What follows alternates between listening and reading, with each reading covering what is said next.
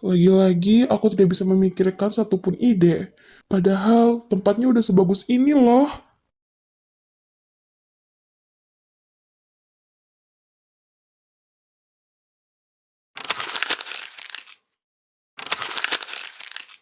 Eh, apa itu?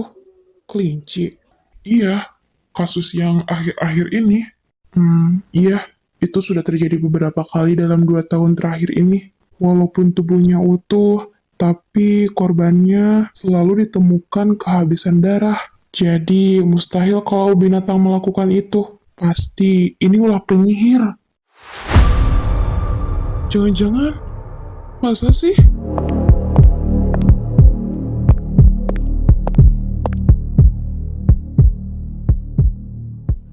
Penyihir?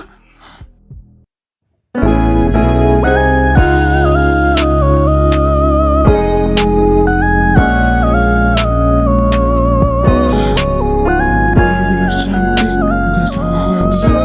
Dia,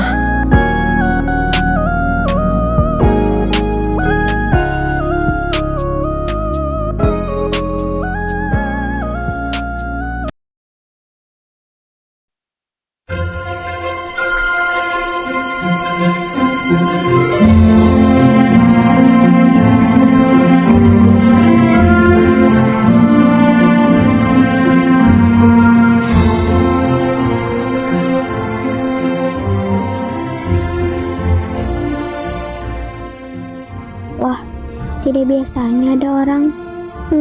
Ya sudahlah. Kurasa tidak masalah kalau hari ini aku tidak beristirahat di sana. Mari kita pulang.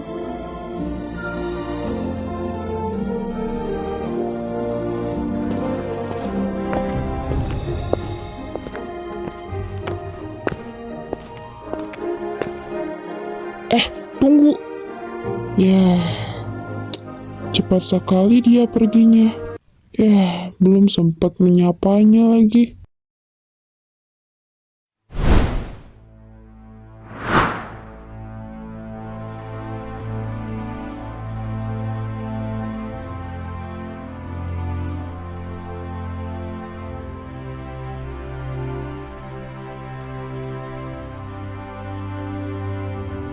Bagaimana hari ini?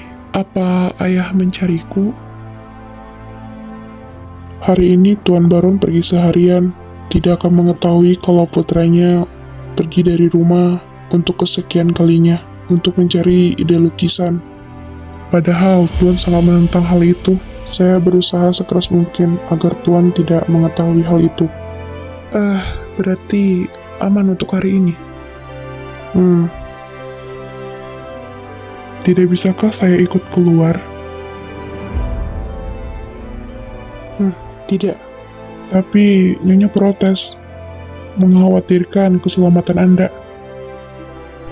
Kamu kan pengawal pribadinya. Bagaimana kalau terjadi sesuatu pada putraku?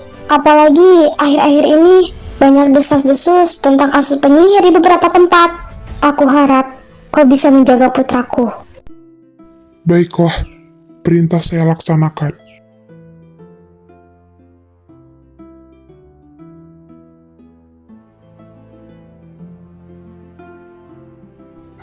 Aku kan bukan anak kecil lagi. Lagi pula, aku bisa melindungi diriku sendiri. Terus, keluar sendiri lebih asik. Lagi pula, penyihir yang kulihat hari ini sangatlah cantik. Bisa-bisanya Tuan bicara hal seperti ini. Nah, cobalah lihat ini. Melihat lukisan itu, bagaimana menurutmu? Wah, saya terkejut. Anda bisa menggambar wanita secantik ini. Biasanya hanya alam atau satwa. Aku ingin mengatasi ini dari tadi. Ayolah, sudah kubilang kan. Jangan bicara formal saat kita berdua kan. Kita kan sahabat sejak kecil.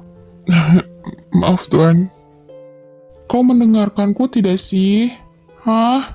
Ya, memang aku kurang terinspirasi soal lukisan seseorang. Tapi gadis ini, dia seperti menyalakan sesuatu dalam hidupku. Padahal baru pertama kali aku melihatnya. Tapi ide-ide terus memunculan dalam pikiranku. Saat itu, aku ingin melukis dirinya.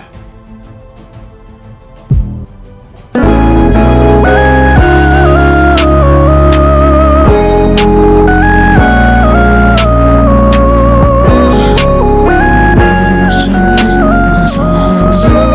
Wah,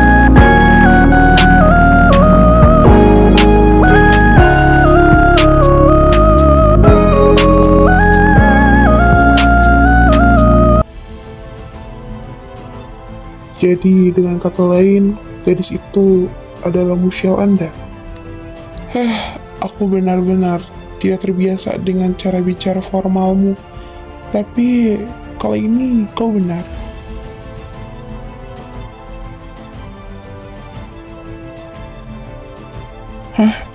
Akan? Ya, akan. Besok kalau bertemu dengannya lagi, aku akan memintanya menjadi musyalku. Bagaimana jika dia tidak mau? Saya pastikan dia mau. Anda tidak akan memaksanya, kan? Memaksa? Untuk apa? Arka, ayolah, kau kira aku ini orang seperti apa? Seperti bajingan-bajingan di luar sana gitu? Not my style.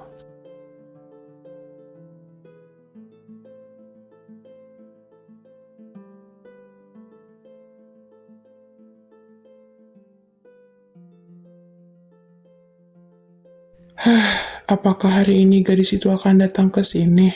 Aku sudah tidak sabar.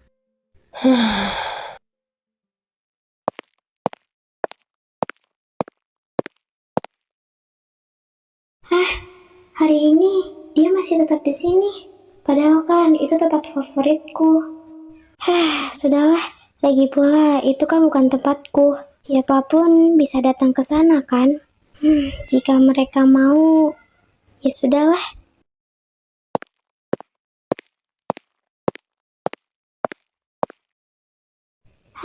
Tapi hebat juga dia ya.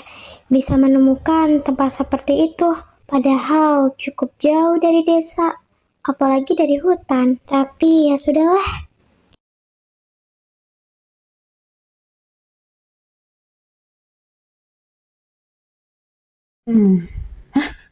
Hei! Hei! Nona! Ya, gagal lagi untuk perkenalan. Nasib, nasib.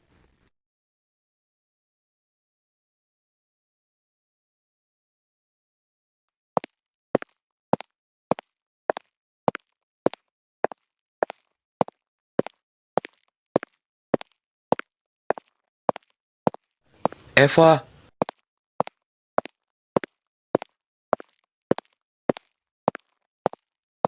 Loh, Vikram?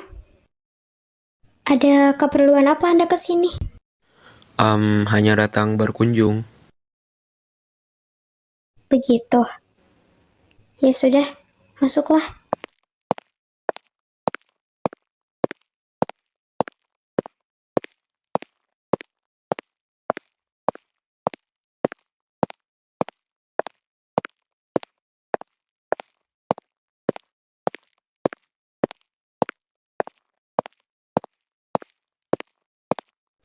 Di mana, Vano? Dia sedang bermain dengan teman-temannya. Oh, sampai kapan? Biasanya sebelum petang dia sudah datang. Apakah ada hal yang perlu disampaikan? Baguslah, kita jadi punya waktu berdua lebih banyak.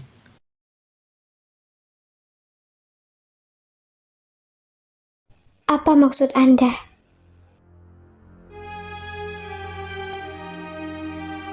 Hei, Eva, kau ini tidak tahu atau hanya pura-pura saja? Aku memperlakukanmu lebih spesial dari semua gadis di desa ini loh. Oh, gitu. Terus? Bukankah sebagai rasa terima kasih kau harus memperlakukanku lebih spesial juga? Begitukah? Tapi sayangnya sejak awal aku tidak pernah mengharapkan perilaku spesial darimu.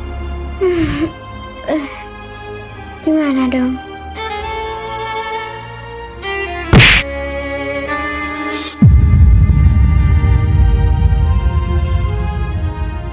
Kau bisa-bisanya tidak tahu diri seperti ini. Kau seharusnya berterima kasih kepadaku, karena aku yang memiliki reputasi sebagus ini mau denganmu. Dasar gadis tidak tahu diuntung.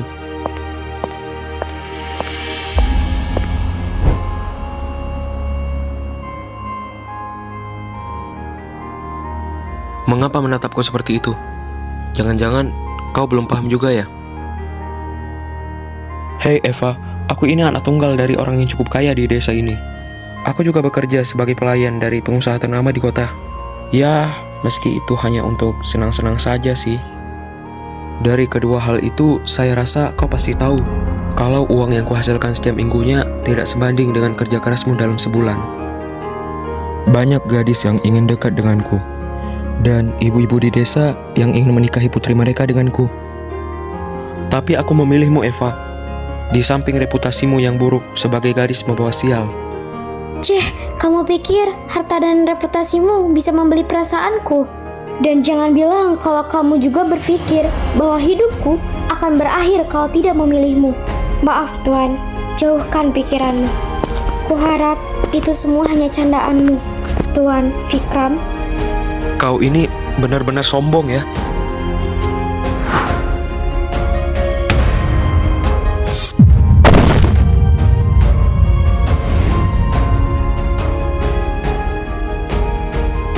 Karena begitu banyak laki-laki yang menyukaimu, sepertinya kau lupa dengan posisimu. Kau tidak punya hak untuk memilih. Kau tahu? Lagi pula, siapa yang peduli dengan perasaanmu?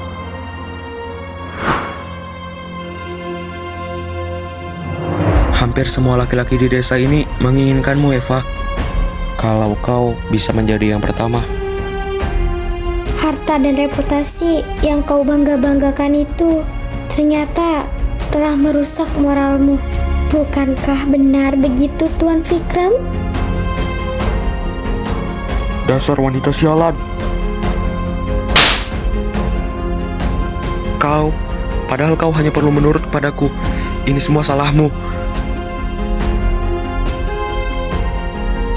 Sadarlah Eva, kalau bukan karena wajahmu, aku tidak akan memperlakukanmu seistimewa ini. Kau yang memulainya. Kenapa diam? Ah, begitu.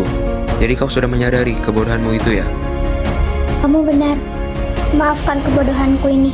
Seharusnya aku mengakhirinya lebih cepat, tanpa harus mendengar omong kosongmu.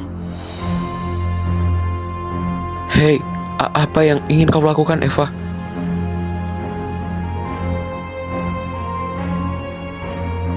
Hei, Eva, kau ada di mana?